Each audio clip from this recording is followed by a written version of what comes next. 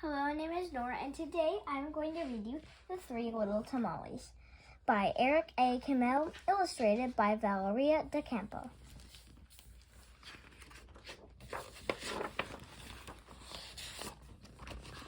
Once upon a time in Texas, there lived a couple known to all as Tio Jose and Tia Lupe. Tio Jose and Tia Lupe owned a taqueria, a little restaurant. Everyone said that Tia Lupe made the best tortillas and tamales in all of Texas. Each morning, she wrapped the tamales in corn husks and steamed them in a pot. When they were done, she put them by the window to cool. One day, three little tamales saw a tortilla rolling by. Where are you going? They asked the tortilla. I'm running away, the tortilla told them. If I stay here, someone's going to eat me. You'll be eaten too. You'd better run. We don't want to be eaten, the three little tamales said.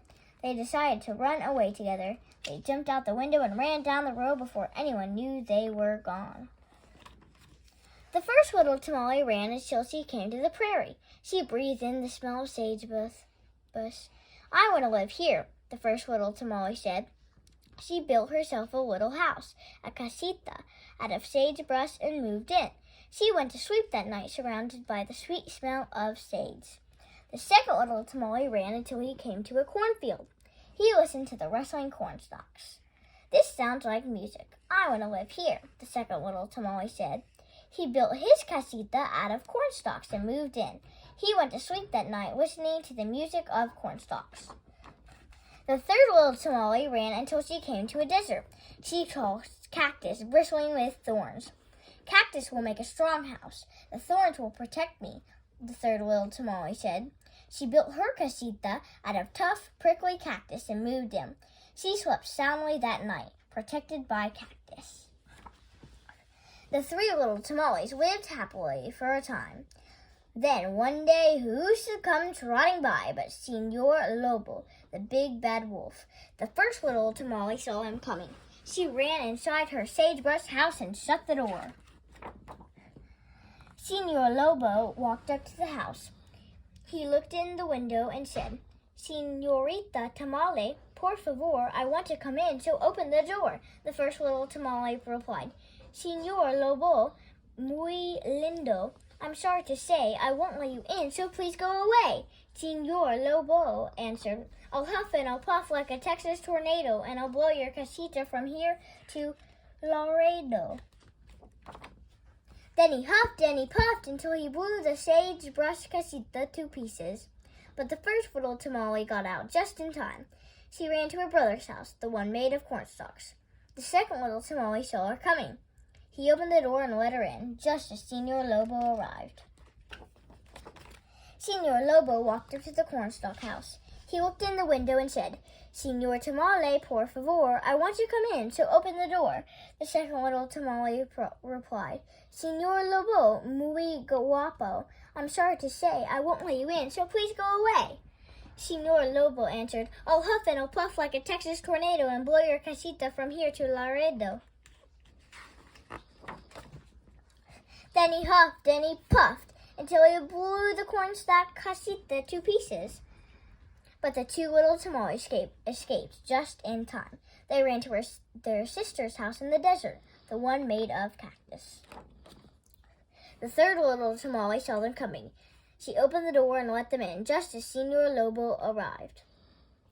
Señor Lobo walked up to the cactus house. He looked in the window. He knocked on the door. Ow! He yelled as the cactus thorns stuck him. Then he said, Señorita Tamale, por favor, I want to come in, so open the door. The third little tamale replied, Señor Lobo, muy tonto. I'm sorry to say I won't let you in, so please go away. Señor Lobo answered, I'll huff and I'll puff like a Texas tornado and blow your casita from here to Laredo. Go ahead and try. I don't think you can, the third little tamale told him. That made Señor Lobo angry. He huffed and he puffed and he huffed and he puffed. He huffed and he puffed until he was out of breath. But the little casita never budged because the cactus was tough, its roots were strong, and its long, sharp thorns were woven tightly together. I know what'll do, Señor Lobo says. If I can't blow this house to pieces, I'll climb down the chimney. The three little tamales will never know that I'm coming." But when Senor Lobo climbed on top of the house, the cactus thorns pricked his paws. "Ay, ay, ay," he yelped as he tiptoed across the roof.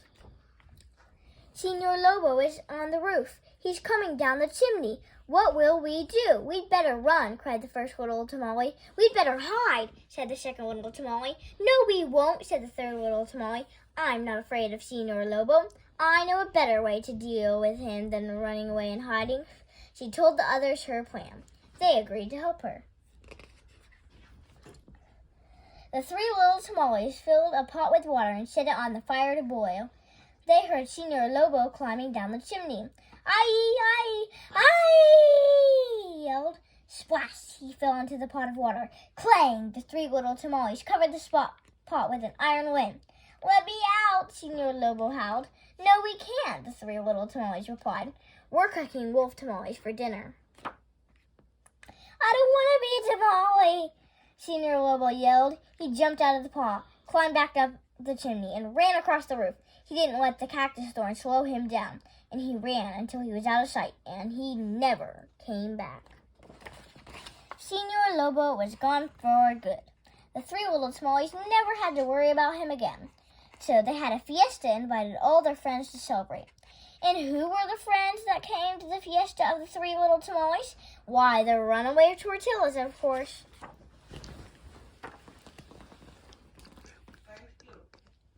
I hope you enjoyed this book, The Three Little Tamales.